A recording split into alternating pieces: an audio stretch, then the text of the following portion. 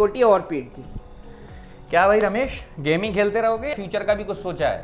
अरे विजय भाई बहुत सोचा है, लेकिन सिर्फ सोचने से काम नहीं चलता। हाँ तो क्या सोचा है? अरे भाई बिजनेस करने का प्लान है, प्लान अपना रेडी है। अच्छा, तो दिक्कत कहाँ है फिर? अरे पैसे की दिक्कत है यार विजय भाई, बिजनेस के लिए पैसे चाहिए होते हैं जो कि है ही नहीं। अरे तो घर है ना तुम्हारे पास? हाँ है तो घर के बदले लोन ले लो। अरे यार विजय भाई पागल हो गए हो क्या? पूरे घर गिरवी रख दूंगा तो रहूंगा कहाँ? अरे उसी घर में रहोगे। तो वो कैसे? રમેશને લાગે છે કે તે બિઝનેસ માટે બેંકમાં ઘર ગીરો મૂકીને લોન લેશે તો તેના માથેથી છત છીનવાઈ જશે, જેવું ગોલ્ડ લોનમાં થાય છે। ગોલ્ડ લોનમાં સોનું જમા કરીને લોન લેવામાં આવે છે, પરંતુ અહીં આવું નથી થતું। લોન અગેન્સ્ટ પ્રોપર્ટી એટલે કે ઘરના બદલામાં લોન ક્યારે લેવામાં આવે છે? પર્સનલ લોનની સરખામણીમાં પ્રોપર્ટીના બદલે લોન લેવું કેટલું યોગ્ય છે? શું વ્યવસાય માટે પ્રોપર્ટી પર લોન લેવી યોગ્ય છે? આવો જાણીએ। પ્રોપર્ટી સામે લોન એટલે કે LAP એ સુરક્ષિત લોન છે। બેન્કિંગની ભાષામાં તેને મોર્ગેજ લોન કહેવામાં આવે છે। આમાં રેસિડેન્શિયલ અને કોમર્શિયલ પ્રોપર્ટી જેવા કે મકાન, ફ્લેટ કે પછી દુકાનને બેંક અથવા તો NBFC પાસે ગીરવે મૂકીને લોન લેવામાં આવે છે।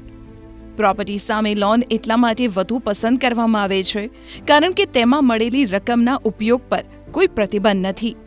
બિઝનેસ કરવા, મકાન બનાવવા કે સમારકામ માટે કે પછી લગ્નનો ખર્ચ હોય, માંદગીની સારવાર કરાવવાની હોય કે દેવાની ચૂકવણી કરવાની હોય કે અન્ય કોઈ વ્યક્તિગત જરૂરિયાત હોય તો તેનો ઉપયોગ થઈ શકે છે। પંજાબ નેશનલ બેંકના ભૂતપૂર્વ ડેપ્યુટી જનરલ મેનેજર સુરેશ બંસલના કહેવા પ્રમાણે પ્રોપર્ટી સામે લોન એ બિઝનેસ શરૂ કરવા માટે સારો વિકલ્પ હોઈ શકે છે કારણ કે તેના વ્યાજ દરો પર્સનલ લોન કરતાં ઓછા હોય છે। પ્રાઇવેટ બેંકો તમારી પ્રોપર્ટીને સિક્યુરિટી માનીને તમને ફંડ આપી દે છે, પરંતુ નેશનલાઇઝ બેંકો બિઝનેસ પ્રપોઝલ, વેચાણ અને નફો, રીપેમેન્ટ કેપેસિટી જેવી બાબતોને કેલ્ક્યુલેટ કર્યા પછી લોન અપ્રૂવ કરે છે। સરકારી બેંકો પ્લોટ અને ખેતીની જમીનના કિસ્સામાં પ્રોપર્ટી સામે લોન નથી આપતી। પ્રોપર્ટી સામેની લોન સુરક્ષિત લોન હોવાથી વ્યાજ દરો ઓછા છે કારણ કે બેંકને મૂડી ડૂબવાનું જોખમ ઓછું હોય છે। સામાન્ય રીતે મોટી બેંકો લગભગ 10 થી 11% દરે આ પ્રકારની લોન આપે છે।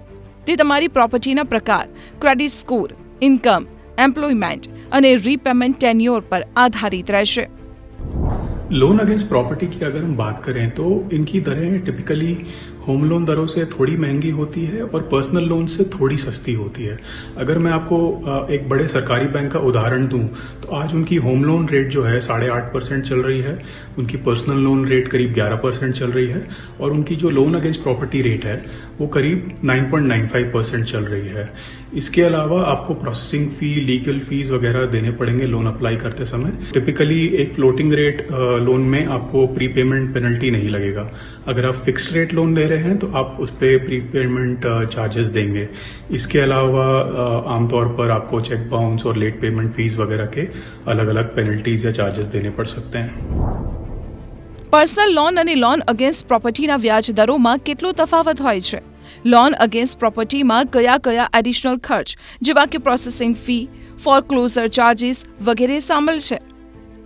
વાત વ્યાજ દરોની તો bankbazaar.com મુજબ પ્રોપર્ટીની સામે 15 લાખ રૂપિયા 7 વર્ષ માટે લેવા હોય તો Kotak Mahindra bank 9.50%, Punjab national bank 10.4%, state bank of India એટલે કે SBI 10.6%, ICICI બેંક અને બેંક ઓફ બરોડા 10.85% તેમજ એક્સિસ બેંક 11%ના દરે લોન આપે છે।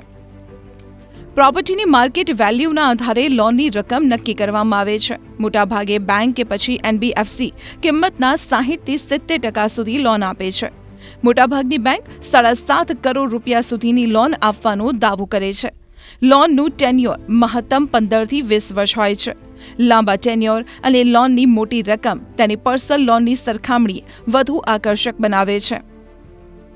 ये बिजनेस ओनर्स को समझना चाहिए कि किस तरह से वो अपने बनाई हुई एसेट्स को गिरवी रख के कम दामों पे फाइनेंसिंग ले सकते हैं और उससे अपना बिजनेस एक्सपैंड कर सकते हैं। और जब वो लोन पूरा चुका देंगे तो उनकी वो प्रॉपर्टी उनको वापस कर दी जाएगी, उनके डॉक्यूमेंट्स वापस कर दिए जाएंगे। રમેશની જેમ ઘણા લોકોને એવી ગેરસમજ હોય છે કે પ્રોપર્ટી પર લોન લીધા પછી તમારે પ્રોપર્ટી છોડી દેવી પડે છે, પરંતુ એવું નથી. બેંકમાં કાગળો જ જમા થાય છે. પ્રોપર્ટીનો ઉપયોગ તમે પહેલાની જેમ જ કરી શકો છો. બિઝનેસ સિવાય આ લોનનો ઉપયોગ નવી પ્રોપર્ટી બનાવવા અને ભાડાની કમાણી માટે પણ થઈ શકે છે. જાણો કેવી રીતે. માની લો કે એક્સ તેની 4 દુકાનો પર લોન અગેન્સ્ટ પ્રોપર્ટી અંતર્ગત 1 કરોડ રૂપિયા ઉધાર લે છે. આ પૈસાથી તે વધુ 2 દુકાનો ખરીદે છે. આવી સ્થિતિમાં આ 2 દુકાનોમાંથી જે ભાડું આવે છે તેનો ઉપયોગ તે ઈએમઆઈ ચૂકવવા માટે કરશે. લોન ભરપાઈ કર્યા પછી તેને તેની 4 દુકાનોના કાગળો પાછા મળશે અને તે વધુ 2 દુકાનોનો માલિક પણ બનશે. તેવી જ રીતે વાય જે મકાનમાં રહે છે તેને મોટું કરવા અથવા બીજું મકાન ખરીદવા માટે લોન લે છે તો તે ભાડામાંથી આવકનો સ્ત્રોત બની શકે છે. વાય ઘરનો નવો ભાગ અથવા નવા મકાને ભાડે આપી રેન્ટલ ઇન્કમ મેળવી શકે છે. अगर आपको प्रॉपर्टी कंस्ट्रक्ट करनी हो या मकान खरीदना हो, आप सबसे पहले होम लोन या होम कंस्ट्रक्शन लोन भी देख सकते हैं. आपको सीधे लोन अगेंस्ट प्रॉपर्टी पर जाने की ज़रूरत नहीं है. अगर ये तो विकल्प नहीं आपके वो मिल रहे हों तो आप फिर लोन अगेंस्ट प्रॉपर्टी कंसिडर कर सकते हैं. आपकी प्रायोरिटी ये होनी चाहिए कि आपको सबसे कम दामों में सबसे कम दरों पर फाइनेंसिंग मिल जाए और आपको ज़्यादा दर ना देने पड़े, क्योंकि उससे आपका कंस्ट्रक्शन कॉस्ट, एक्विजिशन कॉस्ट जो है बढ़ जाते हैं. हमारे देश में रेंटल यील्ड्स जो हैं वो काफ़ी कम है. 2 से 3% से ज़्यादा कमाना मुश्किल होता है. तो अगर आप मान लीजिए 1 करोड़ का घर बना रहे हों तो ये पॉसिबल है कि उस पर सारे खर्चों के बाद आपकी कमाई 1 से 2% यानी कि 2 से 3 लाख रेंट से ज़्यादा नहीं होगी. ये हम बड़े शहरों में तो ऐसे ही देख रहे हैं कि प्रॉपर्टी के दाम भले ही बढ़े हों, रेंट उतनी तेज़ी से हर जगह नहीं बढ़ते हैं. तो जो आपको इफेक्टिव रेट ऑफ रिटर्न मिलता है वो शायद सेविंग्स बैंक अकाउंट से भी शायद कम मिले.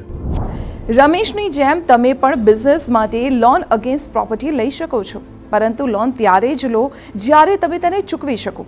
પ્રોપર્ટીના તમામ કાગળો બરાબર હોવા જોઈએ. જો લોન ભરપાઈ ન થાય તો રકમ મિલકતની હરાજી કરીને વસૂલ કરવામાં આવશે. ઘણી બેંકો સાથે વાટાઘાટો કરો જેથી લોન માટે સારી ડીલ મેળવી શકો. લોન અગેન્સ્ટ પ્રોપર્ટીનો ઉપયોગ જો બિઝનેસ માટે કરવામાં આવે તો કર કપાતનો ફાયદો મેળવી શકાય છે, પરંતુ અંગત હેતુઓ માટે પૈસાનો ઉપયોગ કરવામાં આવે તો કોઈ ટેક્સ છૂટ નહીં મળે.